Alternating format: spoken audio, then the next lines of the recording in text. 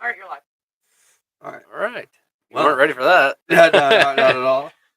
Welcome back, y'all, to the Why You Being Weird podcast, the greatest podcast in the world that nobody's ever heard of.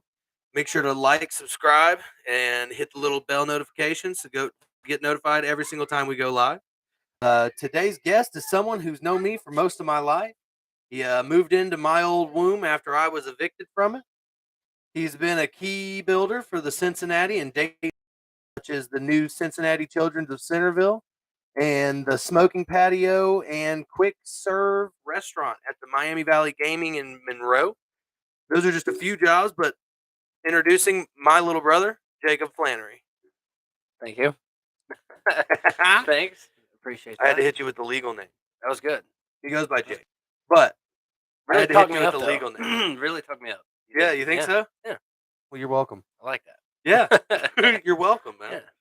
No, man, that's one of my favorite things to do. Is I love doing the intros for people. Yeah, because you do good at it. Like, People's intros are. They're on point. Yeah, I've got to do that. You know Yeah. what I mean? I've got to do that. You guys are gracious enough to come on here and hang out with me for a little bit and bullshit. You know what I mean? Let the world know what you think about a few things. Yeah. So no, I know. Like growing up, we can get into growing up later, but there was a super shift in your life. Yeah. You became a father before I had ever dreamt of it. You know what I mean? Yep. You were a young parent per se. But I remember you worked your ass off to get where you're at. You give us a little bit about what you do, where you come from, and when that change started in your life. Okay, so I guess you could say that in high school I didn't do the greatest. I got thrown out of that whole situation. Went to the work study stuff. Got out of that. Started working. I went and worked for a framer guy named Tony. We framed houses, and it was cool and it was awesome. I really enjoyed it. Mm-hmm. Loved it a lot. But I started in the summer.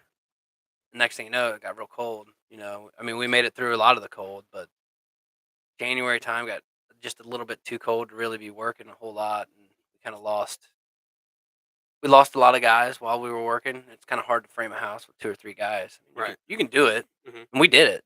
Mhm. But then it was like, next thing you know, it was 2 guys. It's like, that's hard. Just the wintertime got them. Just the wintertime. Everybody kind of split off a little bit, so Yeah. it's fine. Found out that Brooke was pregnant with our first kid, Lucas, and I kind of went over to my boss. My boss called me. He's like, "Hey, I know we didn't work much this week, but I'll pay you. So come over and get your check. Come to my house." I'm like, "All right." So I showed up at his house, and he's sitting there at the table, and he's like, "Hey, come sit down." He's like, "You want a beer?" I'm like, "Sure," And Tony's a killer guy. yeah, he's a killer, man. He really was. He really is a great we sit guy. down at the table, and he's like, "Hey, this is your last check. Sorry, we can't do it. Like, I got some small inside stuff that I can kind of do on my own, but Mhm. I can't give you 40 hours a week. You got a family coming along, and just can't do it." So at that point, it was like, this is what I like to do. This is what I want to do. Right. But I can't get laid off every year. Right. Wintertime comes around. I got a kid. I got a wife. It's a big fucking struggle for a lot of people. Yeah. So I'm like, I got to do something. Okay. Mhm. So I went to our cousin Jesse's house. Jesse and Jessica kind of sat down, and they were like, "There's this huge opportunity if you do go to school and you go and you take these classes. You can be in construction management classes, and you can knock those out, and you could be the manager. Like you can still do the stuff, but you'll have that. Hey, it's raining. Well, guess what? I got plenty of paperwork I can go do in the trailer, Right. Or I can sit at home and I can schedule everything out. I can do all these things. Like, I don't have to not work." Right. So I decided to go to Cincinnati State. I went to Cincinnati State, got my associate's degree in civil engineering construction management. That was the title of it all. So I got that, and then I left there, and I didn't want to go further, right? I just wanted that associate's degree, just to have that comfort level. Well, sat down with a guy from Messer because they had us do mock interviews, and the guy looked at me and was like, "Yeah, that's great. Congratulations, you're doing good, but what do you want to do after this?" And I was like, "Well, I want to go straight into work." He's like, "Well, you can't work for Messer. You have to have a bachelor's degree to be in that management field for us. So I'm like, that sucks. Well, time rolls on. I finish up. I get my associate's degree, and I'm like, there's so many classes I got to take in KU, Mm-hmm. and I'm like, if I can just buckle down and do this for 2 years, I'll have a bachelor's degree. I can pretty much go do anything I want Mm-hmm. in the construction field. It doesn't have to be Messer necessarily. Right. And Messer kind of left my scopes for a long time because I was working at Carrera, and those guys treated me really good. Yeah. I learned so much more than the classroom with just working with the guys at Carrera. Like, it's crazy. Which Carrera did a lot for you. Claire did, yeah, I did. Your confidence went up a lot when you went to Carrera. Oh yeah, Like not when you went to Carrera, but like after you'd been at Carrera for like a year or two, your confidence kind of shot up. it shot up. And I mean, the whole time I was working at Carrera as like this laborer, carpenter. Like I kind of did my thing, and then they were like, a guy named Ben who owns the company. He's like, "We'll put you to this place called Cornerstone," which a lot of people probably know of Cornerstone. It's a Cornerstone brand. They got the Bella or Billard design. There's a couple other ones in that, but there's an outlet in Westchester. Oh shit.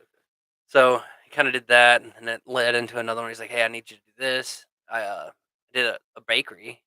I Nice. did a bakery for that. So all the pretzels that you get at like a Reds game, Uh-huh. that's in Westchester. So we took a bakery and just completely flipped it, and then turned it. So it was like if you're looking at a square, you got 1, 2, 3, and 4. We took it from 1, flipped it over to 4. I gotcha. So like that in itself was a learning experience. I mean, I've done a lot, and I've been very blessed on how I've gotten there. But a lot of the credit goes back to Carrera. So, That's cool, man. yeah. That's cool. But I mean, Messer's treating you right, and you're doing good over So there. yep, I left Carrera. Sadly, I mean, Right. there was no hard feelings. Everything was good there. I mean, we had a little going away thing. I still very close contact Cool. with those guys. I mean, it was never a bad leave. Good. But Messer's treat me more than right. I mean, they're great. They're a great company to work with. They got the ESOP. They got all that stuff. Yeah, I I was mean, about to say I've never had a bad experience with anything Messer. So pretty much, if you're in the Cincinnati area or you're in the Dayton area, you look around at the signs. I mean, you'll see it. All Cincinnati Children's, all their work goes straight through Messer. I mean, I don't know of anybody else in that work at the hospital. So Really? if you drive to Cincinnati Children's and you are getting ready to pull on to the right down Circle Driveway, if you look left, you'll see it looks like a compound of trailers, Yeah. like trailers connected, and that's wherever like a lot of the people from Messer works because they're always doing stuff. Like Mhm. they're always there working. So Mhm. that's cool, and like I said, man, they've never done me wrong. Miami Valley Gaming was a fun project. Oh yeah, I'm sure it was. Like, and what's crazy is you go into these casinos, right? You're working, so you're getting there at 6:30, 7 o'clock. Well, you go into a meeting, like to get everybody ready for the day. You go in, they call them pods at Messer, but it's like get everybody ready, talk about what we're gonna do for that day, make sure everybody like safety's on the mind. Like Mhm. let's talk about it. Mhm. You're walking through this casino at 7 o'clock in the morning, and there's people at the games. You know what I mean? Oh yeah. Oh, I know They're exactly hitting what that you button. mean. They're hitting that button. Oh yeah. Yeah. Dude, people have spent their entire life savings in that place. Yeah. There was a guy that sat there that I noticed all the time. And I talked to him a couple times, and he's like, this is what I want to do. I'm retired. This is what I want to do. I want to come here, talk to the people that work here, talk to the people that sit next to me, just play my game. You know what I mean? Right. I got a limit. I win, I lose, whatever it is. That's my limit. I said, come here and play a couple games, talk to my people. It's like whenever we were younger, we'd go to McDonald's, like with Powell King. Yeah, and they just love to talk to They everybody. just that was in there. everybody there. You walked in and he was just talk. Like you'd be sitting there eating your breakfast burrito, and he'd be drinking coffee, talking to all the old guys that are in there. Dude, I know. It's like that's what they do. That's their spot. That's their. It's people. crazy as shit. That's almost. I think that's every McDonald's you walk into at like Mhm. 6, 5 in the morning, 6 in the morning. You know what I mean? It's Yeah. just a bunch of old guys, man, sitting around talking, drinking coffee. Hanging out. Yeah, and I That's remember doing that as a kid, going with Papal. You know yeah, what I mean? yeah. That's their retirement though. That's what they want to do. I, I, They I won't knock nobody, man. Know no what they want to do. come out, drink your coffee in the morning, hang out, talk to everybody, see what's going on. You gotta have something to talk about, right? Oh yeah, That's just like the gas So, station that was down the road from our house yeah. growing up. If Or you Madison Food Mart. Yeah, the Yeah. food mart, bro, and if you went to the food mart and you got there at, like, 6 in the morning, there was a bunch of old farmers from the area. Yeah. And all the farmers from the area would go there and they'd drink their coffee, and they'd have, like, the little breakfast Sammies that they had in a little warmer, you know what I Yeah. mean? Yeah. I mean, I'm not saying it was good. The breakfast sandwiches weren't that great, but Shit, I remember I got out of high school, bro, and, like, guys that I was riding the bus with are over at 6 in the morning yeah. with all these farmers, you know what I Yeah. mean? Because they took over Mhm. their parents' farm, which apparently isn't happening anymore. Yeah. That's a hard subject. Dude, Work in general now. It's hard. It's different. it is different. It's not what it was. But I don't know. Anybody out there listening? You want to get into the trades, man? Yeah, Get into the trades because the trades are dying. Yeah, big time. You're always gonna need them. Yeah. Somebody's and, always and, and supply, if supply's low, everybody knows what happens to that demand. yeah. You know what I mean? Yeah. I mean, it's You're crazy. gonna be worth more. You're gonna be worth more than, you know, a lot of other shit. Grab that welding certificate. You know what I mean? And Mhm. you're only going to school for 6 months? Yeah. 6 months? Yeah. You know I what I mean, mean? truly, where I'm coming from is I see a lot of like electricians, a lot of plumbers, like those, because those are the trades I deal with, right? Mhm. Well, they're struggling. Oh, yeah. They're struggling all the time. Can't get people to come in. Can't people do anything. Those trades pay high dollar. Like you can, as a journeyman electrician, don't quote me on it for the price, but I mean, as a foreman, probably 25, $30, probably $30 an hour. I would think. I haven't seen it in a Dude, while, 30 but bucks ain't shit no more. they get $30 an hour. They don't pay health insurance because they get health insurance through it, so they don't pay a dime on that. Mhm. Realistically, you're getting a charge to the job. That person that works in the union Mhm. is charging the company that they're working for $95 an hour, whatever. Yeah. For You know him. what I mean? For just him. For just that one person, Yeah. an hour. Now, you got benefits paid. You get your health insurance. You got your retirement through the union. You got all that. But you also got to think too. A lot of people aren't thinking of. It's just like, what are you gonna do one day? Are you gonna retire? Yeah, you're gonna retire. Okay. Who's gonna pay for you? That next group that That comes next in. generation. That Yeah. next generation is gonna come in. They're gonna keep that union going, and they're gonna pay to keep your pension, Yeah. to keep you going. Yeah. So it's a lot of people now are like thinking of this. Oh man, we ain't making no money. Well, you're making money. You are. I'm not saying that the guy that owns the company is not making a killing, Yeah. but you're making money, especially union. Union, you're making your money. You're then transitioning into that person that's being paid, Right. not working, but you're still getting paid because of these guys working. Right. That's what makes the union great. Well, yeah. Unions just aren't what they used to be. And the reason they're not what they used to be is because there's no numbers. There's no strength in it anymore. You know what I mean? All the numbers are in corporate America, number one. You know what I Yeah, mean? Because 100%. people are monopolizing shit at an alarming rate. Yeah. And what and then people like blowing up on the internet. You know what I mean? People blowing up on the internet. That's where somebody wants to work. You know what I mean? Everybody wants to do that. You know what I'm Yeah. saying? Everybody wants to do that. Everybody does. But nobody wants to go, fit pipe, or nobody wants to go do plumbing, or nobody wants to run fish tape no more. You know what I mean? Doing electric work.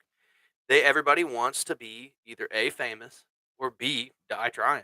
You know what I mean? Yeah. And we're basically turning into a country of people that we won't be able to support ourselves. Like by the time it's time for us to retire, the workforce will not be there. Mm. The workforce will not be there to allow us to retire. So we could get our checks when we're 80. You know what I mean? Right. Yeah. It's definitely a heavy hitter, and that's I think a lot of what's going on now is a lot of these people are like, the retirement's not as good as it was because it's not like used to. Union electrician, I think they used to do like 30 and out. Mhm. So you're talking 30 years. You start when you're 20. You're out at 50, right? Right. That's not the case now. 60, 67, whatever. Yeah. Whatever crazy number it is now. Yeah. But you're not getting that full pension until you get to that point. So Yeah. you're working way longer than you used to. Mhm. And you're working really with the people that are not working now. You're working way harder than you used to too. Yeah. So, That's the truth, bro. We would have a fucking. I mean, think about like New York, Yeah. like all the big skyscrapers and shit, bro. They built that shit. Like, you know what I mean? Rome wasn't built in a day, but New York probably was. yeah. You know what I'm saying? I watched a video on YouTube. Well, not even really. Because those boys were on a whole nother fucking level, bro. Yeah. Just hard nosed, get your fucking ass out there and provide. Yeah. So I saw a video on Facebook, and it was like said 1970s or 1980s, whatever it was, and it was a steel structure in New York, and there was a dude walking across it, no harness on. Yeah, OSHA wasn't no damn thing. No, No. it wasn't a thing yet, but they just walking across this beam. I mean, 40 stories up, walking across the beam, walks over to a beam, needs to drop down a level, grabs a hold of that beam, slides down it. To Just the next floor. fireman pulls that motherfucker. Yeah, I've seen that, dude. Yeah. Yeah, talk about what kind of balls you got to have to do that. Yeah. And Yeah. that dude was just providing for his family. Is all he was doing. There was nothing like, oh, I felt like I had a ballsy job. You know what I mean? You did. There's a lot to say about that. Like, if you sit there and you say, "Oh man, I trim trees." Yeah. People don't really think too much of it. I'm sitting here thinking, okay, the danger of that job. I mean, a tree could fall on you when you're doing it. A tree could take a bad whip. You could go flying off. Yeah. You could barber chairs when you're fucking cutting them on the ground. Yeah. You could cut your leg. Like, you could be going through, hit your leg, nick yourself, cut yourself, whatever. Oh, But bro, no. the kickback on a big saw is unreal. Yeah. You hit something that don't want to be cut, bro. That thing's coming right back at your face. Yeah. Yeah. So they teach you all kinds of shit, just kind of steer Yeah. clear of shit like that. But me and you just there, we didn't even talk about one of the most hazardous things of the job, right? You're working next to how many volts? 7200 kV or 12.5 kV, which is goddamn. So kV stands for kilovolt.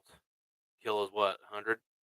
I thought kilo was 1,000. Okay, so whatever. Okay, so kilo might be 1,000. I don't know. Yeah. But if it's 1,000, it's 7,200. So 7,200 volts, and then it's 12,500 volts for the three phases.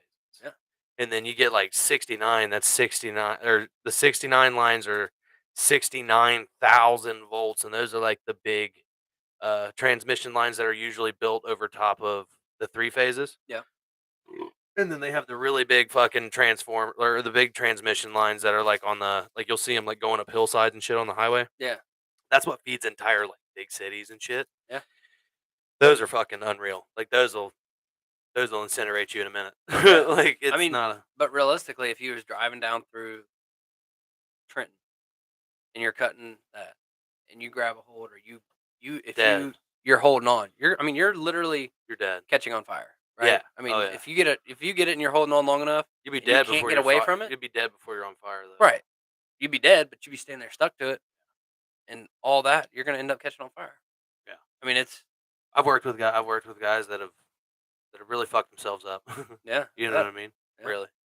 Really fucked themselves up, and it's like super sad, and it's not cool. It's not. You know, but whenever you work in that kind of field, you're expected to get your fucking ass out there and get it done, type shit. And they say like, we'll never rush you, bro. They rush you all day, all the time. I'm sure there's always a bottom dollar, right? Right, and that's the thing. In the bottom dollar, sometimes, dude, like you're just gonna have to fucking either A, eat it because it's not worth somebody's life, or B, you rush that person and they fuck themselves up. Yeah, and from a company perspective, a lot of people do, I think of that. A lot of people don't. I think that realistically, if someone dies on your job, you're going to be getting audited a whole lot by OSHA, and it's probably in the end going to cost you a lot more money than that one tree that stood. By a lot. Yeah. I mean, I worked at that Granger Plastics. Yeah. And freak accident. And freak it's accident. all freak accident. Freak accident. His head got caught in between a fork truck and what we used to call the spider. I mean, crushed his head, blood out the eyes, ears, nose, and mouth. I mean, pretty much whenever they called it in and said, "Hey, this is where the blood's coming from," they said, "Well, we're calling off care flight. He's dead." Yeah, there's no way. No. I don't know. You gotta make sure that A, you're being safe while you're doing the job, but you also got to make sure that you're making the people above you happy, which is bullshit and kind of sucks. Hard, man. You know what I mean? Because I remember every day they're like, "How many spans you get?" Or you know what I mean? Mm-hmm. Or what danger tree? How many trees you get? What'd you get? You know what I mean? Yeah. And it's like you tell them one thing, and you know what number's the magic number, where they're happy and where they're not. You know what I mean? Yeah. And you tell them lower than what that magic number is, regardless of what the work was, they are fucking pissed. Right. They're pissed. So that goes into another thing. It's like you get a lot of people that's like they want to work hourly. You know what I mean? They're like, don't do a salary. Don't ever do a salary position, right? It's fair. You're getting paid for the time you're there. Now, I think that salary opens up an opportunity for people that they don't always have with hourly, because it's like you're hourly, you're always charging the job for this much. While you're there, you're getting paid, right? Yeah. So once you hit salary, if you're that salary position and you stay an hour over, you're not getting compensated. It is what it is. Right. But people see it. Right. People see you grinding. People sit when everybody else is up and leaving. It's their time. It's done. Right. That's the thing. Yeah. You're there. Yeah. People see it. It doesn't go unnoticed. And I think you're right about that, because people give a shit more if somebody's doing something just out of their own goodness and they're not being compensated for it. You know what I mean? Yeah, Like, because everybody wants to leave it. Say you work 7 to 3:30. Everybody wants 3:30. You're gone, Yeah. right? damn right. You're gone. You're sitting in that parking lot. You ain't getting paid no more. You're out. You're Right. hourly. Right. Your salary, you're like, gotta get this done. Gotta get this done. Gotta get this done. I know I have to do this. I know where I'm at. I know where I gotta be. Well, an extra hour here could save me an hour here. Could save me time here. You put in that time, you get noticed. The people that notice you, that guy that's gonna give you that raise or give you that promotion, probably been that guy that was like, if I stay this extra hour, if I work this little bit more, if I work this little bit harder, I can make it. Well, guess what? That guy did the same thing. He moved up. He sees you doing the same thing. He's likely gonna say, "Hey, man, that's the guy. If there's somebody to go, I want that guy." Yeah, every promotion starts with, I see a lot of you. Mhm. I see a lot of me in you. Like Yeah. the old me. Yeah. Yeah. Yeah, a lot of Yeah. promotions start with that dumb Yeah, yeah. shit. True, not. I don't know, but it makes you feel good. Yeah. Bro, I remember this whole fucking commercial, bro. Dude's going for a job interview, and there's like hella people there for the job interview. And the boss keeps opening the door. He's bald as shit. And they keep sending these motherfuckers out with this last dude. Like, he like sees it. He goes to the bathroom. It's like a Gillette commercial. He shaves his head Shaves his fucking head. bald. like- And then he goes into that fucking meeting, you know what I'm saying? Just bald to bald, you know what I'm saying? Yeah, he's like, that's the And guy. he's like, man, that's my man. That's And the then he one. got the job, you know? That dude is It's already that, stressed out. that boss wants to see the old him in you, and that's how you get promoted. Yeah. But that doesn't work whenever you're like, all your superiors are dumbasses. I know that from real experience, Yeah. because then they see a lot of each other, and they're just dumbasses. Yeah. You know? Mhm. And I might be just a little salty on the situation, but whatever. I'm just being honest. You know what I mean? Yeah, and I think every situation's different. Yeah, every situation is different. But I'm just saying, people that get promotions, Yeah. are the guys that, like, the big bosses are like, man, I see a lot of me in that kid Yeah. right there, and then that kid moves up. Yeah.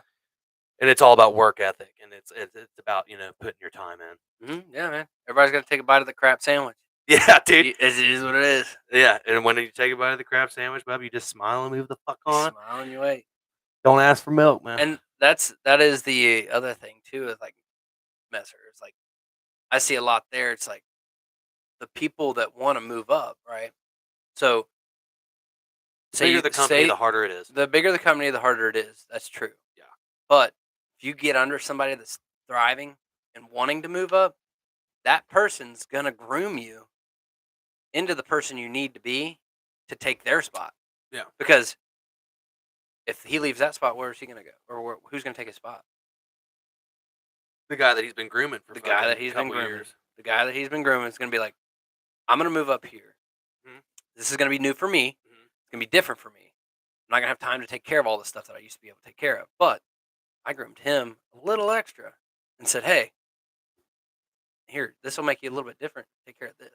Right. You take that piece off his pie, right? Huh? Then you already got that piece, and you're taking over. You're keeping your work. You're taking some of his work. He's moving up. You're taking care of his stuff. He knows he doesn't have to turn around and be like, oh, you dropped the ball on this. No, Right. you didn't, because you were already told about that. That guy just has to worry about his new job. You got to worry about your new job, because you ain't got to worry about the back. So that's train the people under you to take your job. Mhm. And some people could say, well, yeah, you just gave away. You're able to do his job for cheaper. Mhm. You could. Mhm. But a lot of times you can do his job. He can move up, and then he can do the same thing for you again. he learns that job, then he starts leaning on you and saying, "Hey, man, take a little bit of this off of me, help me. I'm struggling up here. Mhm. Take a little bit of this." Next thing you know, you guys are right back again. Right. You get with some good managers above you. Everybody wants to grow. You grow, Right. And and that's a management strategy, though. That's not necessarily a. I mean, I guess it does. there is truth to it, man. There There is is truth to to it. it. Yeah, Definitely, there's truth to it. I think. But I think you've got to make people want to fucking move up in your company. that. Yeah, you do. That person that's doing all this has to want to. You know what I mean? There has to be a want there. If they Mhm. don't want that, they're not going to do that. They won't do it No, that's the truth. You know because what I mean? that goes back to that. It's 3:30. I'm out. Mm-hmm. That's fair. You know what today is?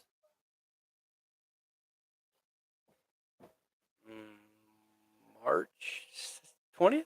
19th. I think. March 19th. Yeah, it is the 19th, and it's our Uncle Steve's birthday. It is. Yep, our Uncle Steve's birthday.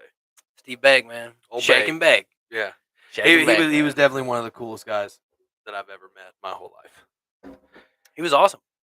I mean, for the longest time, bro, just like he was the adult that didn't see us as kids. Yeah. Like he was the adult that he wanted to like hang out with us, and you know what I mean. Yeah. Like whenever any time to hang out with me, you, and Steve, little Steven, you know what I mean. It was It was awesome. It was Like, awesome. Hey, you guys want to go fishing? Hey, you guys want to go over to the drag strip? Like, what do you want to do? Let's go do it. Right. Like, that's. right. I went through bad breakups. Like, Yeah, bad. and then like he'd come over and be like, "Stop being stupid. Let's go to paradise. Let's go catch some fish. Let's go do these things that you're worried about right now. They're not things that you need to worry about. right. Like you're a kid. But he was the one with the realest advice. Yeah. Like the realest advice, and I knew that no matter whatever it was, I could come right to him and just be as fucking vulnerable as I needed to be. And he wouldn't judge. And he wouldn't judge, and he literally would tell you exactly what the fuck to do. Yeah. I went to him. I fucked up. I fucked up when I was younger. Everybody fucked up when they were younger. But I went and I got chlamydia and went and talked to my Uncle Begg, dude. And I was like, Begg, dude. I was like, what do I do, man? He's like, they gave you the fucking pill, right? And I'm like, hell yeah, I got the pill. You know what I mean? This big fucking pink pill. As I remember it, it was a big pink pill, but it was been a long time ago. Yeah. And he was like a big fucking pink pill. And he's like, they gave you the pill, right? And I'm like, yeah. And he's like, yeah, dude. He said, come in and have a Red Bull. Yeah, Yeah, right. yeah, And we yeah, just sat down, right. right? We talked about it. He fucking literally, bro. Like, That's I was a right. kid, dude, and I just felt like, I felt grody. Like, I felt all kinds of fucking emotions Man. and shit. And I was just a kid, dude. And he was like, man, You're good. you gonna live through some shit. Listen, he said, this is nothing. You know what I mean? I mean, learn from it. Learn, Walk away. fucking. And he just had the realest advice, man. Yeah, He was did. just a solid ass dude. And I literally still say shit to this day that he always said. Yeah. Like what's the dill pickle? That's right. Bird dog. Oh my god, yeah. Bird dog, yeah. Bird dog, man. I mean, she's out there bird dogging. Yeah. Always trying to catch something. Yeah, like, goddamn, Steven, you called him Helmet Head. Helmet head. Man, though, like you really got to think back, because like Steven's head, like it wasn't big until he grew that hair out, man. Bro, Dude, just that thick hair. everybody had that big fluff, like straight hair, but it was out, and it like had that little curl at the end. His shit didn't curl. Skater, His like shit- nah, his was like His shit just fucking. he just had a helmet head. Yeah, bro. It looked like he had a Spaceballs helmet on. That's right. That's right. That's right. They're combing the desert, dude. Yeah. Uh-huh. Yeah. God damn, dude. It was just. It's so surreal that he's been gone as long as he has. That's terrible, man. It was terrible. To watch the downfall of it all, like that's what's scary. That's what a lot of people don't understand and see. But there was a downfall there, and that's the scariest part about it, I think. Yeah. Because like it can happen to anybody. Yeah. One day it was okay, and then the next day it wasn't. It can happen to anybody, and that's what sucks about the whole situation. Yeah. It was terrible. But still, yet, one of my best friends my whole life. Oh yeah, One of my best friends my whole life. he's a great dude. He Oh, really yeah. was. I mean, everybody makes dumb decisions, and you live with them, and Dude, I remember. it's So hard. he used to. So we would, for fun, we would go to haunted places. He would take us to haunted places, Oh man, like real haunted places, not like like a haunted house where people jump out and scare you. Like real ass haunted places. We were on this road, It's called Morningstar Road, and the whole story behind the thing was that there's these little fucking like kids, and they were all burned up in a house fire, and then the mom tried to take off because I guess She was running. yeah, they were going to meet at the neighbor's house. There was a house fire. I think it was like there was a house fire, and I don't remember if she got the kids out or if The kids she was died in going the fire. to get the kids. Yeah, she was running from the neighbor's house because she got there. Her kids weren't there, and if there was a fire or anything like that, they were all supposed to meet there, and their kids weren't there, so she went running back through the woods, hysterical, and decapitated herself. And she walks around yelling for the kids, holding her head. Kind of stuff. Yeah. So, what we did was we were driving down this road, and there's this little pull off you're supposed to pull off on. Yeah, dude. And we pulled off at this little pull off, and I just remember it. It was so funny because we were all sitting there silent. We're all sitting there silent. And it was a doe, like a deer, like walked right in the fucking headlights of the car. And I just remember Steve old Bank said, dude, he had the car fucking little Ford Taurus hatchback sideways. Fucking, and he took it, he took off. And he said, the first thing he looked over, he said, we can play with the spirit world. We don't fuck with the spirit world. That's right, dude. That's what we do. We play with it. We just don't. Yeah, he said, we can play with it, but we don't fuck with it. He said, we see it, we get out. That's right. Yeah. Right. He was. But man, we went, so a little bit of a thing to the Morningstar. It's right there by Triangle Fishing Lake, right? Yeah. It's in Madison Township, Morningstar Road. Go down in the dark, sit in the curb, wait, see if you see anything. I don't know. I don't think I ever really saw anything besides that doe, man. Dude. No, he's scaring you. I didn't say, but no. It's scary. But we would always just be like, "Oh, okay, we're getting the fuck out of here. Get the fuck out of here." And Steve was with it too. Steve didn't want to stick around just as bad as we didn't want to stick around. Nobody did. I remember Steven sitting in the backseat like, are we done yet? Steven's like, I'm done with this shit. Yeah, dude. Oh my god. Done. But we had fun, man. And that, I can tell you right now, just driving around and doing nothing. And just talking and riding and doing stupid stuff like that. Like, that was fun, dude. I remember I was my 18th birthday. I'm going to get in so much trouble for saying this. I know where this is going because I was so sorry. I remember to my Aunt Helen. God bless her. I was mad, dude, because I didn't get to go. Me and Steven was both mad. Yeah, well, I had just turned 18. And my Uncle Steve was just, it was, it's your 18th birthday. And he's like, what do you want to do? I was like, you know what, Uncle Steve? I was like, I'm 18 now. I want to go to a strip club. Yeah. And he's like, sure. Yeah, hell yeah. For sure. So he's like, here's what we got to do. He said, we got to wait for Snapperhead to go to bed. and Snapperhead was my Aunt Helen. Yeah. But we didn't wait for Snapperhead to go to bed. He come back in the bedroom and he talked to me. He was like, listen, okay, here's the plan.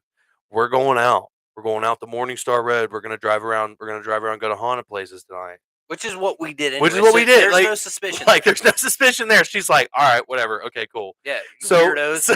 Weirdos. So then, Bake. We go to a little local establishment called Cheeks. And so we went. Yeah, we went to Cheeks, and he gets his. So we get in. He pays for me to get in, the whole 9 yards. But because I'm underage, I'm under 21. They put X's on my hands, like big fucking bold black Sharpie X's. Can't miss it. Can't miss it at all.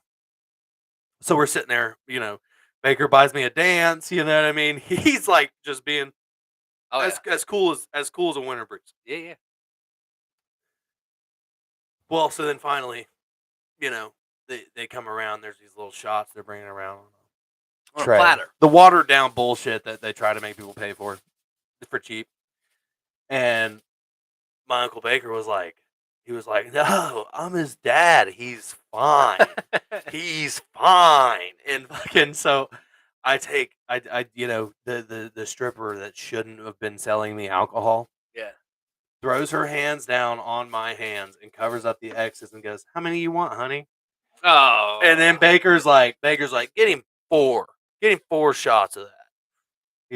So I had to take 4, bing, bing, bing, and then just literally, bro, he literally talked everybody into selling me booze underage in a fucking titty bar. You know what I mean?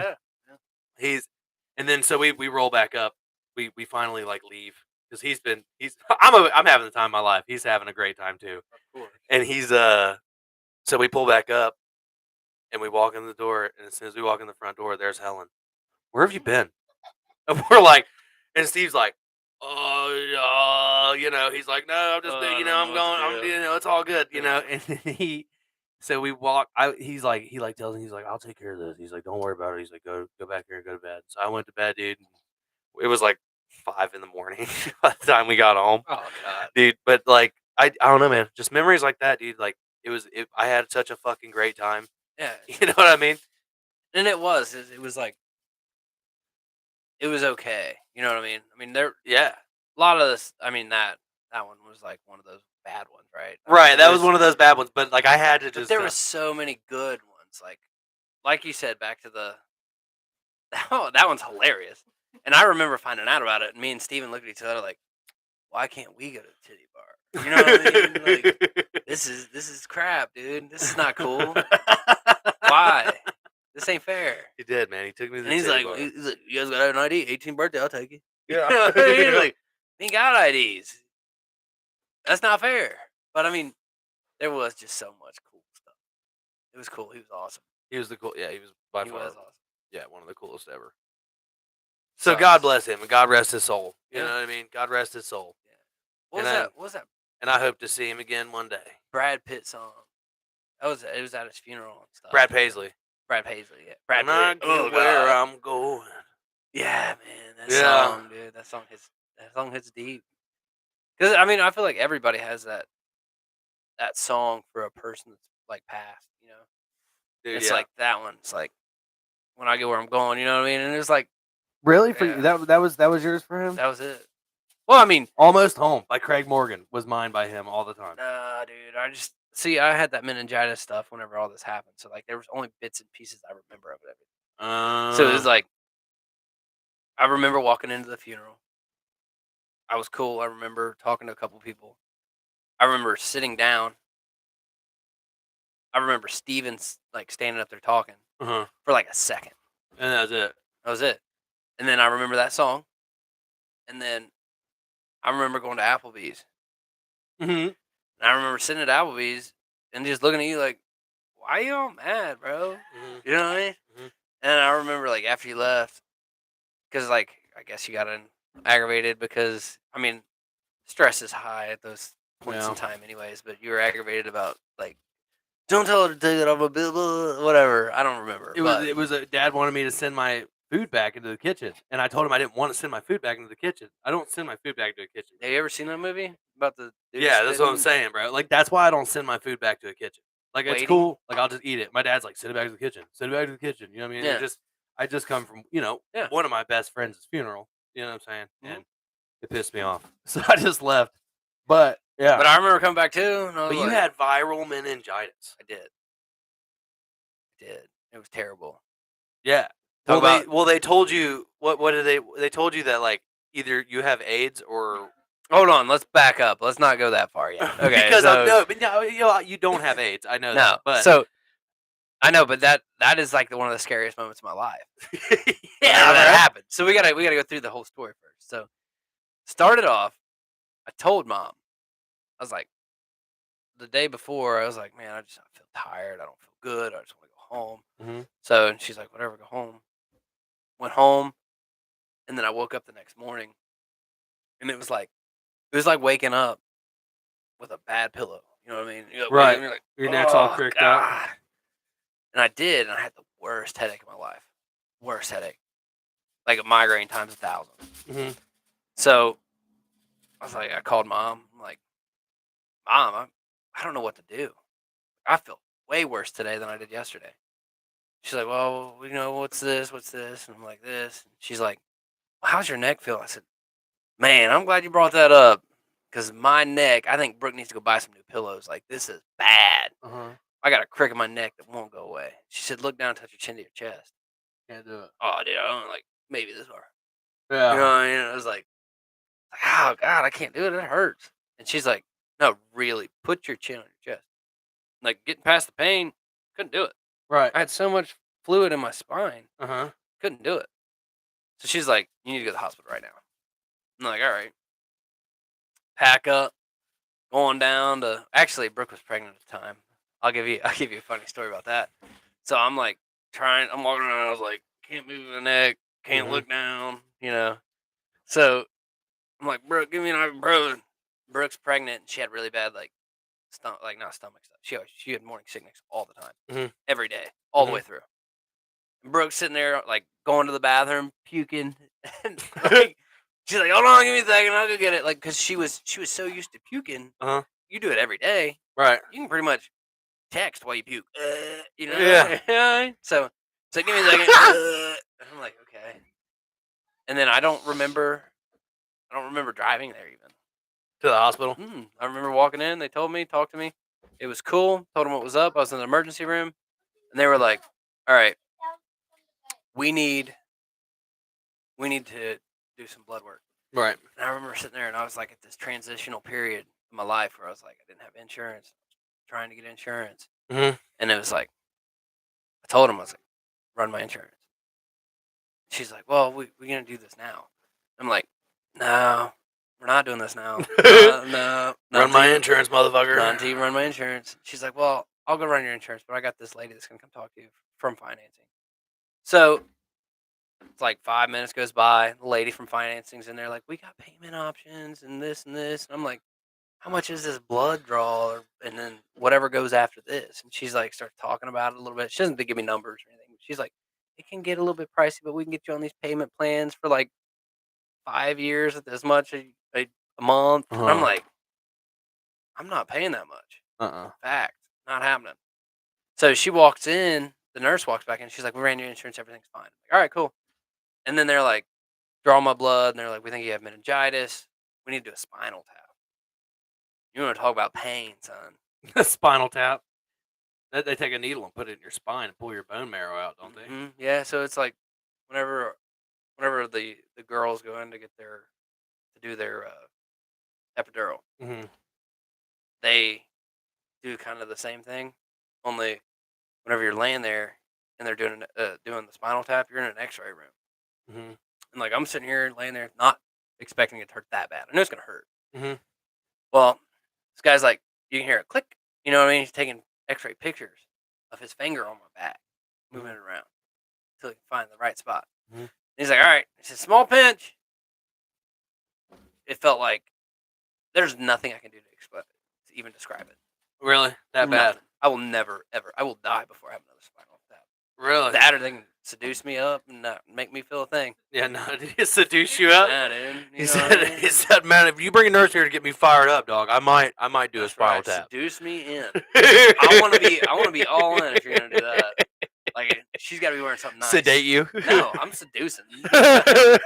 Sedate me, or seduce me, whatever. He said either one, sedate or seduce. I'm in. One or the other.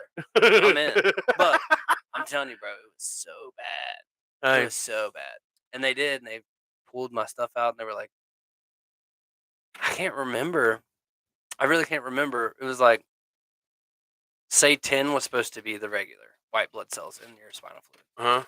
Mine was like 500. Right. So your body was attacking something, and they didn't know what it was. Yeah. Right. So go upstairs, like they're like, we're admitting you. We got to run these antivirals through you for like every day for this many. Like, it was crazy. So going upstairs, mom and dad are in the elevator with me. The lady is wearing a whole suit, like the whole suit, Right. the mask, the booties, the front thing. Right. Yeah. So we're in the elevator. We get off. Mom and dad's wearing nothing. I'm wearing nothing.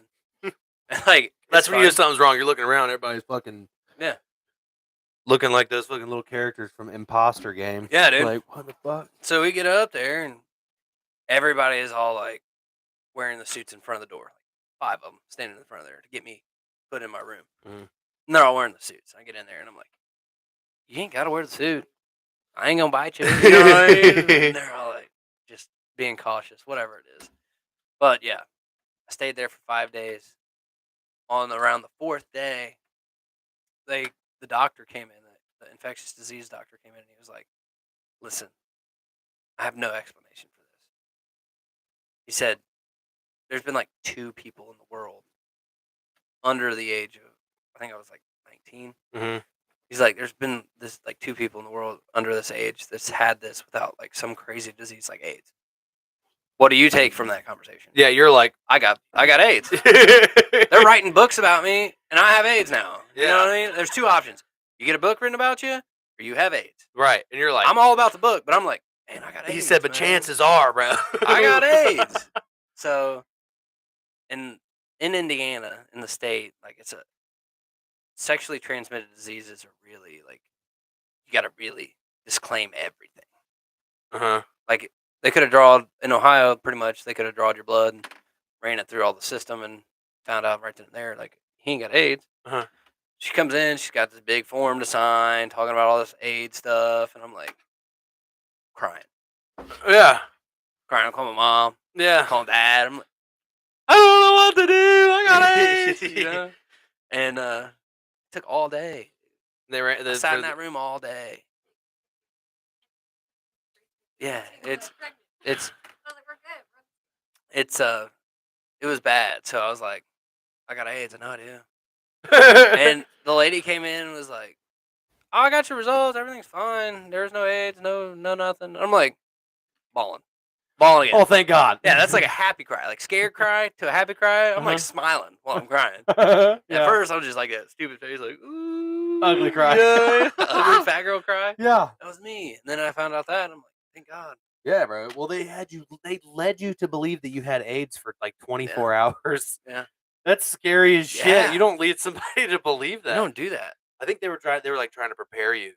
Yeah, But like the fucking fact of the matter is, like you didn't no, have it. No. So did they ever explain to you why you had viral meningitis? So I got stressed, and I got shingles. Yeah. Shingles. The way it was told to me is shingles goes on A side or B side. You got your spine. Yeah. It doesn't ever cross the midline of your body. Well, I got shingles on my spine. So the meningitis, all the white blood cells that were rushing to my spine went into your fucking spinal cord. went into my spinal cord because I had shingles on my spine. Mm-hmm. So that was why it was so full. Meningitis is just pretty much all those fluids, white blood cells in your spinal cord. In your spinal cord, because it swells it up. It swells your brain. It swells around the outside of your brain because your spinal cord's connected. So that's why all the headaches happened. That's why I couldn't remember anything. Couldn't move your neck. Couldn't move my neck down because all my neck fluid was right here. Couldn't move it because it's all pushed out, right? You grab your neck and try to look down. It doesn't feel very great. Right. So that was it. And then I went back and went and seen the infectious disease doctor for 2 times. And he's like, man, this is the craziest thing ever. You know what I mean? He's like, this is wild. Like you said, you're going to be in a book. Like, this is wild. So that was my really terrible week. And then I had So Jake is one of 2 people. No. Or so. One of 3-ish people. Somewhere. Yeah, you're Jake's somewhere. Look it up. When anybody goes to medical school or anything, and they hear about it. It's probably me. Yeah, if I could remember. Hey, that was my brother. My brother almost, they convinced me I had AIDS in a hospital for like a whole day. That's scary. Don't go to the hospital in Indiana. Fair enough. Richmond, Indiana. Yeah, man. Talk about scary. So that was scary. That was terrible. Yeah. That was terrible. How do you transition off of that story? Because that was a rough one. Oh, fuck, dude. We can go wherever the fuck you want. What do you want to talk about, Jake? I don't know. You let me know. I don't know. All right, fine. I'll go into something. All right, this is your, We grew up hunting. Okay. Love it. Every day, man. We grew up hunting. All right, now, compound bows, fucking, you got Matthews and you got Hoyt. That's like the pinnacle of compound bows. That's the 2. That's the 2. Mm-hmm. Do you prefer bow hunting? Yeah. And do you feel like it's a cop-out to use a crossbow? Okay, so no, it's not a cop-out. A lot of people... Why do you feel it's not a cop-out? It's not bow hunting at that point, bro. You're literally you're basically short-range gun hunting, which is what people in Ohio do anyway. That's fair, but most of these bows now, these compound bows, can shoot... Well, I can't say that. I was going to say they can shoot further than most crossbows, but that's not true now. There's like a Raven. Because they've upgraded. The Raven can shoot like 100 yards. So that's cheating. That's kind of rough. That's cheating bow season. That's kind of rough. And I don't think we should have the bows that we do. So I feel like we need to go all recurve. No. Yeah, everybody go recurve or longbow. I really like my weight bow. Test your metal, bro. Yeah, you can test it. Test your metal with a recurve or a longbow, and It's then like let me know Fredbear. how you feel. Yeah, That's bro, some because Fredbear it's stuff. a whole different experience. That dude shot like golden dollars out of the air. Yeah, he flip a coin. Yeah. I got a Fredbear quote tattooed on me. Yeah. I What is know. it? You know it? Yeah. Tell me. It says a hunt focused solely on trophies falls far short of what the ultimate goal should be. And that's basically saying, like, if you're hunting and you're just out there hunting for the biggest deer, you know what I mean, or the biggest elk, or you're hunting for trophies, then you fall far short of what the ultimate goal should be. And in his words, I don't know exactly what his words are, but his words, the actual reason for being out there and hunting, it's not just to kill an animal.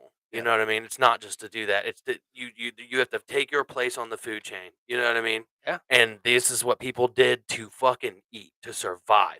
That's what it's about. It's about going back to that fucking pure survival, instinct of man.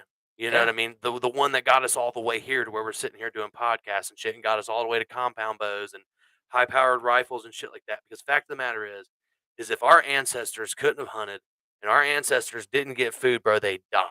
That's fact. That's it. And That's true. that's what the ultimate goal is. The ultimate goal is to just be out there, be one with nature, and be one with the ancestors that allowed you to get to where you are and have the luxuries that you do have. Yeah, because you can go to the grocery store and go buy any. I mean, well, you can go Can't to buy you can go to venison, but- gyms. Yeah. What's that? Place? Jungle gyms, yeah, because you know why? I don't know why. You know why you're allowed to? You know why you're allowed to buy venison if it's like in a store and shit and like professionally wrapped and shit? No. Because it wasn't killed out in the wild.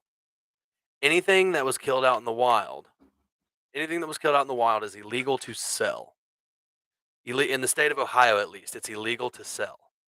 So they're going to like deer farms. They're going to deer farms. Deer farms is the exception. So if the venison meat come from a farm, you can buy it legally. But if it's been killed out in the wild, you can't buy it legally. Yeah, it's like getting in trouble when you're in school trying to sell, like elementary school, trying to sell kids jerky. You know what I mean? You're like, You're right. You're like, man, you want to buy some of my deer jerky? And Yeah, they're damn like, right. Whoa. Yeah, can't do that. Found Can't out do that the hard way. That's actually illegal. Yeah, that's illegal. Yep. Yeah, found that out the hard way. Talking about deer farms. So whenever you were doing the travel basketball all the time, right? Yep.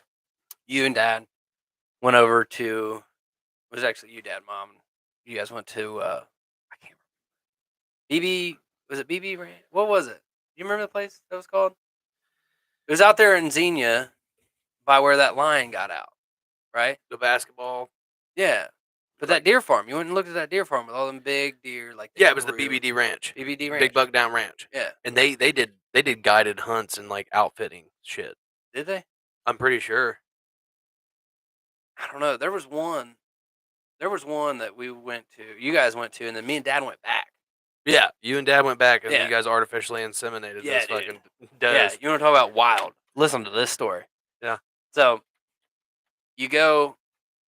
I had no idea because you guys went, and he invited Dad back. Was like, hey, whenever we artificially inseminate these deer, come back and help out. Come back and help out.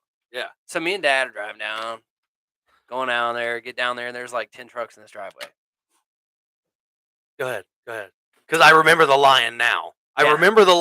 Keep going. Yeah. Keep going. So we show up, walk out.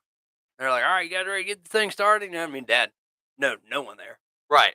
We knew that. Dad knew that guy. I never met anybody there. Right. Nicest people you ever meet. Yeah, it seems to be 100%. that way in like the hunting community and the deer, like just like the wild animal community in general. It's like that. So we're like, all right, cool, whatever. And so there's a chute. So they had a dark barn. They had a chute in it. So we're standing in this dark barn. You know what I mean? It's one side's light, and then the other side's just dark. These dudes are just walking around in the dark, getting these deer in this dark, and they're just pushing them to the chute. Because if not, they're like crazy, right? Right. They're jumping all over the place. Running all. Well, they're in the dark, kind of pushing them, just nudging them, almost thinking like other deer in the way, nudging them that way. Yeah. So they nudge them in, and then all you hear is this floor drop out from underneath these deer, and you see their legs. Yeah. If you're on the light side. Yeah. And all it does is it's like two arms come up and pinch. Yep. Pinch this deer in there. and then this top part drops down, and you can see the deer. And its like legs are. You can see its legs. You can see the deer. Shoot it up with some like sedation. I don't know, something Right. to knock it out. They hit it. Yeah. They put it to sleep. So they send him out, like shoot, closes back, gone. Next deer comes in. So And they're inseminating them. no, they're knocking them out. Oh, so they're just hitting them It's with like shit. they're roofing these deer Yeah. out of nowhere. Deer come in, go into this dark room, get roofied, come out. They're in this little, very small fenced-in yard. Mhm. So we walk out there, and the guy, like, there's a guy at the door, he's peeking out. Me and Dad don't know anybody there, so we're just kind of standing around, not near the door. Right. Well, there's a stack of these, like, old World War II Vietnam, like, gurneys. Yeah. Like, okay. 2 wooden sticks. Yeah. Yeah. You know what I mean? A little bit of fabric. They're stacked up over there. Well, you kind of stand inside and you go over that way a little bit and you start hearing like snoring. Yeah. Deer snore. Just so you know, if you don't know, now you know. They snore. So, door opens up and they're like, all right, everybody grab gurney, So we're picking up the like gurneys. Me and Dad got a gurney and we're walking out there. Grab this deer that's fully alive and breathing, snoring. Yeah, just asleep. Grabbing him by his legs, setting it on the gurney, getting in line with these gurneys, and we're walking up into a trailer. Like some dude drove down with a truck with a trailer hooked up to it, like an enclosed trailer. Just a bunch of deer nut in there. Yeah, bunch of deer nut. The gate comes down, and we're walking these deer in, and we're setting them on the table. There's a dude in there, like a vet. Yeah. He's shaving their bellies, going through their belly, inseminating them with like massive deer. Right? Like these are trophy bucks. Like, that's what they do. They make trophy bucks for people to kill. If you look up the biggest deer in the world, that's the deer that these are. Yeah, that's the deer they have. So it's like they only get the best genetics. That's the genetics that are going. Yeah, that's the biggest racks. Fucking yeah. So they shoot them all up. We just pack them back out, put them on an RZR. You go on like, what if it was your deer? You got on with it. I sat in the back and held the deer. You know what I mean? On this gurney, and I'm it's holding just sleeping. We're just going up this hillside, sleeping, snoring. I'm holding deer. I mean, it's on a gurney, but I'm holding it. I said don't slide off the back. Go up the hill, get off, set the deer out, set it down easily, go back down, take another deer, do it again, and then you start looking up on the hillside and you start seeing these deer like waking up. Their heads start coming up. You know what I mean? They start moving their head all weird. And lay it down. And then like eventually you start seeing them stand up. And they get all wobbly. And they sit back down. That's how that happened. Yeah, and then we went to B-Dubs afterwards with the guy, and the guy bought everybody's dinner there. Oh no, hell yeah. Yeah, he's like, this is part of it. You came out, you helped. Everybody eat your dinner. That's it. That's awesome. It was cool, dude. It was a really cool experience. Super cool experience. Yeah. Getting a bunch of does pregnant. Yeah, dude. Yeah. I will say, bub, you probably have more experience than most people on this podcast getting does pregnant. Yeah, dude. I'm killing it. Hey. I don't think anybody can come compare about that one. Because I mean, there was like, I would say 20 or 30 deer pregnant. But you're right. The lion that got loose over in Xenia was literally across the street from this deer farm. Yeah. It's an exotic animal farm or whatever. Up there. Yeah. Yeah, right next to the deer farm. Yeah. You didn't hear about one of those deer dying. What the fuck? Those fences for those deer, though, are like 10 foot tall. 10 foot tall. I'm pretty sure. Well, but they're not built for a fucking lion. No. A lion could have that fence down in no time. There's no way that would hold out a lion, I wouldn't think. I mean, that could probably rip it backwards. You know what I mean? You know, lions can like climb trees and shit. It might have been able to climb. Bro, it would totally scale this fence. God, could you imagine the insurance claim on that? Oh my God. This shit's lion got out and ate all of my deer. And each one of these deer are pregnant with about a 120 grand buck. Yeah, but that dude had big bucks too. You know how much fucking people pay? Yeah, hell yeah. But do you know how much fucking people pay to take those bucks? Yeah. Like, and it's unfair because really, like, the feeder goes and they're like, oh, well, look, there's like, you can basically, they have pictures of the like big bucks on the property. And you're like, oh, do you want Spine Buster? We can get Spine Buster. You know Yeah, what I they mean? And nail you're it. like, oh, yeah, I want Spine Buster. So that fucking feeder kicks on. You know what I mean? Then here comes Spine Buster. And next thing, that's they bullshit. have his time. He's in a fenced-in area. Yeah. It's a fenced-in hunt. Yeah. But I They're mean, not going you go back to crossbows, but compound people will bows. pay like upwards of $300,000 for that buck. Yeah. People will pay like big dollars for these deer. Yeah. Just like people like Luke Bryant. Oh man. You know, Just for that fucking picture on their Facebook of this huge monster buck. You paid for that. Yeah. You paid for that, and I fucking know it. Mm-hmm. Not to go out after Brock Lesnar, but Brock Lesnar did the same stuff. Oh, you damn right, bro. All these fucking stars that are like, I hunt. Yeah. And then they went out and they paid fucking $150,000, $200,000 for this big monster buck at this buck farm. Literally, they went outside in a stand, drank their morning coffee, took a piss right where they killed that deer, and fucking. They're eating breakfast. They're eating breakfast out there in that. I guarantee it. Oh, easy. Those deer, you could literally walk up. There's a deer farm. There's a ranch right around here in Butler County. I'm not going to say the road name, but I know exactly where you're at. You can pet the deer through the fence. There's a picture, and I don't have it. Yeah. I think Brooke might have it. But I literally walked up to the fence. And you're petting these fucking deer. You can pet the does. The bucks are a little bit more skittish, but you can touch them. But that's not fair, bro. That's not right. It's not right. It's not right. It's not right. Compound bow, crossbow, you can go into that, but like this, there's no question if it's fair. You want something big on your wall, dude? You can go to Elk Creek. You can go to the elk farm and go buy. You can buy sheds and stuff for elk. If one dies, you can buy its head. I mean, you can. What good does that do on your wall besides like, whenever I walk into somebody's house and I see an elk on the wall, I'm like, tell me the story. Yeah, you better tell me the story, because if it's some bullshit about I went and paid this outfitter $300,000 and I was guaranteed a like huge bull. Yeah. You know, that's horse shit, bro. Yeah. That's horse shit. You're Y'all like, don't really hunt. Hey, all those people that pay for their hunts and shit, do you know what a deer drive is? I wonder if they know. No.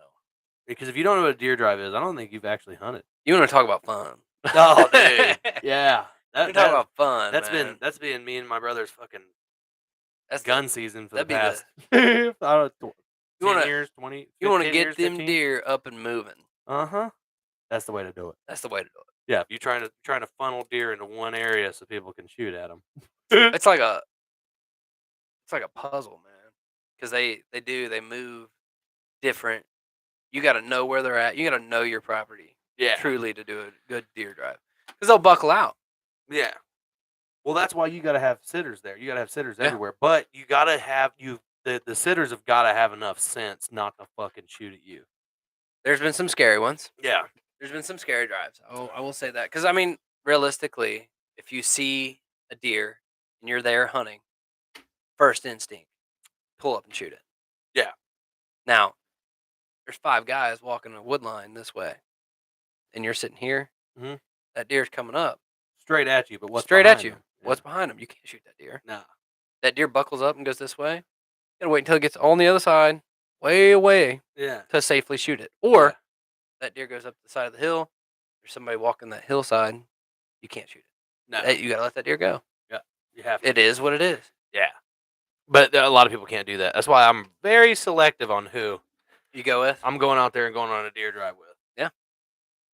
I can get behind that 100%. Because if you've ever heard a slug go over your head, it's one of the scariest sounds. And if it's the first time, and I remember sitting there, and this wasn't even an arrow flung at me. Yeah. But if you are sitting there and it's not even, we weren't even doing a drive. It's just gun season. You know what I mean? Somebody shot up over a hill, and I could hear the slug coming up. It went over that hill and was coming over by me somewhere. Because if it goes up, it's got to come down. Yeah, it's coming down. No matter what.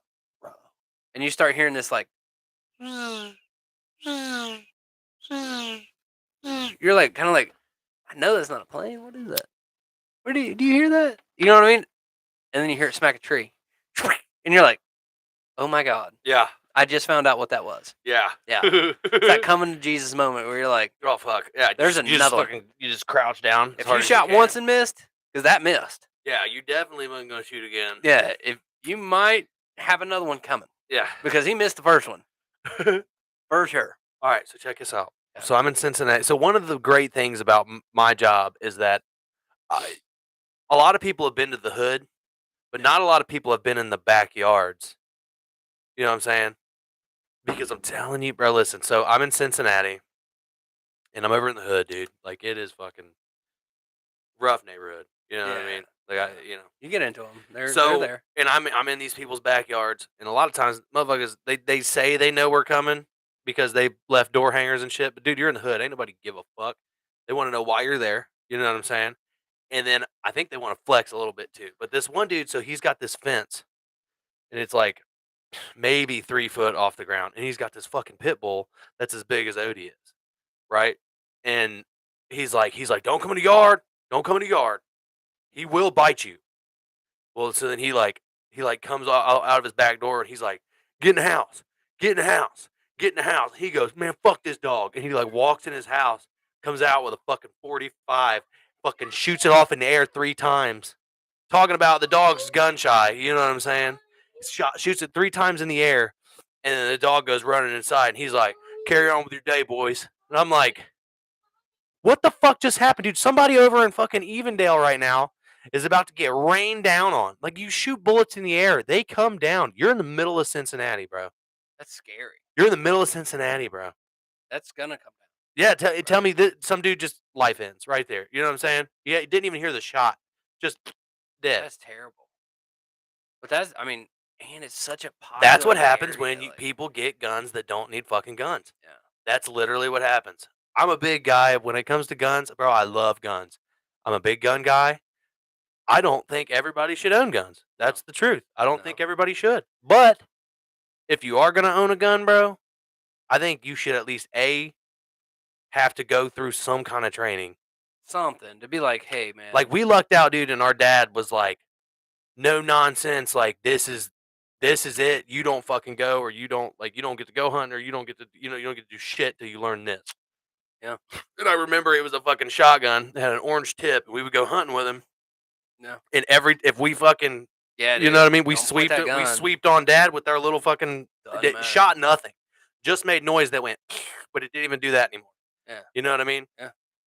We swept it in front of him, or our papa, or whatever. You know what I'm saying, dude? We got the 3rd degree over it, and it's smart, bro. Because like, if you're gonna hunt as much as we do, and you're gonna go on deer drives like we do, you've got to be smart about your gun safety. I took a crutch over one Dude. Oh, dude, Yeah. I took a crutch over a lot. Yeah. Like, just walking around, not paying no attention, because it's easy to do. It really is. Like, if you're walking around with a gun, and you're walking, and you're walking, and you're walking, and you're walking. This arm gets tired, you sling it to this side, and Right there's somebody wasn't paying no attention. You just moved the gun, or you hear something behind you, turn. Right. Well, guess what? You just turn that gun right in You're front pointing of at somebody. this guy. Yeah. Like, what are you doing? Buddy, and I deal with that shit all the time. Like, I watch people that really shouldn't have guns, and they're over here like fucking just waving me down with it and shit. And even paintball guns, bro. I went paintballing the other weekend, and I'm watching these fucking 13-year-old kids just like, there's kids with their masks off and shit. I mean, literally pointing each other's faces and shit. I'm like, y'all. Like, it's not gonna kill you, but it is gonna take probably an eye. Bro, it could blind you. And if it takes one of mine, bro, I'm fucked. Yeah. I can only see out of one. Yeah. You know what I mean? Yeah, it's people don't care. And I mean, it doesn't matter how good you are with guns. You can always slip up, but I feel like you need to be around the people that are cautious about it. And they're not going to take offense if you say you're walking and that gun, like, you're walking next to somebody, but you're behind them a little bit, and you're like, hey, can you move that a little bit? Yeah, okay. I'll move it. You know what I mean? Not like, what are you doing? Like, well, who are you? I wouldn't point it at. You know what I mean? Get offensive. Right. Everybody makes little mistakes, but you're just correcting people, keeping those little mistakes to a minimal. Yeah. That's what needs to happen. Yeah. And I think it would be a whole different story, bro, if everybody had guns safe. Mm-hmm. Because the accidents are a big number of like gun fatalities that everybody bitches about. And those are the ones that we can't really fight against, because it's like, this dude was a good guy. He was he was a registered carrier of a gun. Like, he had his CCWs, he could conceal it. Fucking perfect record, like no drugs, no felonies, no nothing. You know what I mean? And then all of a sudden, bro, his buddy's dead. And that's a new statistic. That's a new statistic that people are going to use to go. Well, not all these deaths are just bad people, bro. They're accidents that are like happening because these guns are around. You know what I'm saying? But those are the ones like. But we need to cut that shit. You can't fight it. You can't fight it. But the thing is if everybody was more aware and if everybody went through like the same kind of grilling that we did with guns, it's a whole different story, bro. I bet you that shit would happen way less. I can tell you right now, getting told, like, getting literally blistered about it and being like, you could have killed someone. Yeah. Like, you know what I mean? But that being on top of it, and you're like, oh my God, man, I just got my butt completely reamed. Right. But I could have killed that. Yeah. But I know. I had no idea I had no idea I had even pointed a gun towards anyone. Yeah. But that's the thing. Like, But a lot of people don't do that. But like I've been hunting with people, you know what I mean, and I've watched them just fucking act careless as shit. But like I know, I'm in a good spot. Like if I've got you, Dad, and if Papaw Flannery was still here, him on the other side, I know I'm in a good spot because I know these dudes. I know these dudes are serious about it. You know what I mean? Yeah. It's not a fucking joke. You know. But that was like, in growing up hunting and doing all this shit, it really prepared us for being able to have a gun, own it, and own it confidently, and own it confidently enough to where I know my kids aren't going to get my gun. You know what I mean? Yeah. Like I know, but I also know that like Cyrus has a BB gun that hasn't had a single BB in it since the day he got it. You know why? To teach him. Yeah. Yeah. So if he's like he's walking with it, and he fucking points it right at me. Yeah. I ream his ass, and I ream his ass for a reason. Yeah. Because I know it worked. Yeah. It worked for me. And it could happen to anyone. And even in an adrenaline filled, because a lot of people that don't know hunting don't know what the adrenaline is, but dude. Even in an adrenaline filled like time when I'm like staring down the sights and I've got a fucking buck in my sights or I've got a doe in my sights, you know what I mean? I'm about to take an animal's life. I have that time to think, where's this guy at? Where's this guy at? Who would be beyond that? Yeah. Like if I know there's a house there, and I miss that deer, I'm hitting that house. There's no way, bro. If there's a chance that I'm going to hit that house, I'm not going to shoot him. I'll wait till he gets this far. Yeah. You know what I mean? Then I can take my shot. And if you don't have it, you don't have it. Yeah, and having the discipline to be able to not take that. Yeah, man, because it's full fledged. I'm doing it now.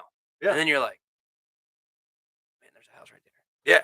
And it's like this awesome deer, this huge creature that I want nothing other than to have that deer. You know what I mean? I want that so bad. Right. Adrenaline's pumped, thinking of nothing but that deer. To say, can't do it. And put the gun down. Right. And watch that deer run away. Bro, I remember it was your biggest buck you'd ever killed. Yeah. And it was barreling straight towards you. And I was behind you. Mm-hmm.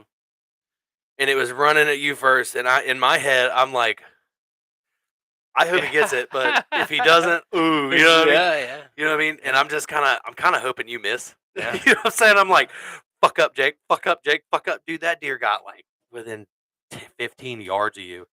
And you shot it and missed the first time. Yeah. And this big, huge buck gets so scared by the shot that just went off like fucking 10 feet from it. Yeah. It fell to the ground.